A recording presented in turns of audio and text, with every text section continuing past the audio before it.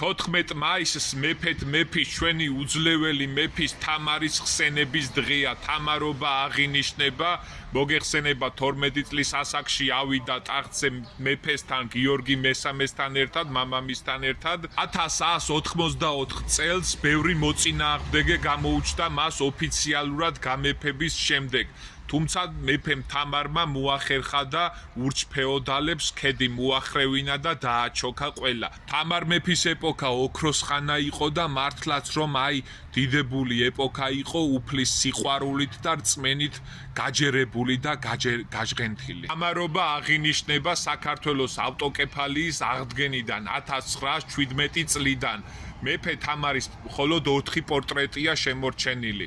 ბეთანიის ტაძარში, ბერთუბნის ეკლესიაში, თუმცა ეკლესიაში სამწუხაროდ ფრესკა დაზიანებული არის და ნაწილები ინახება საქართველოს მუზეუმში.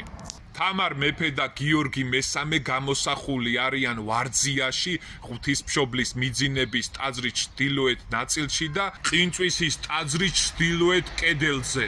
საკუთრებით ეს დღე აღინიშნება ახალციხეში, სადაც აღლების ეკლესიასთან თამარ მეფის ძეგლი დგას. ერთადერთი ქალაქია ახალციხე, სადაც თამარ მეფის ძეგლი დგას.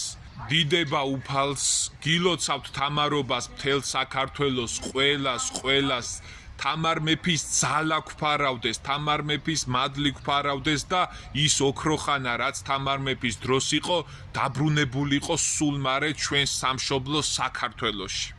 დიდება უფალს.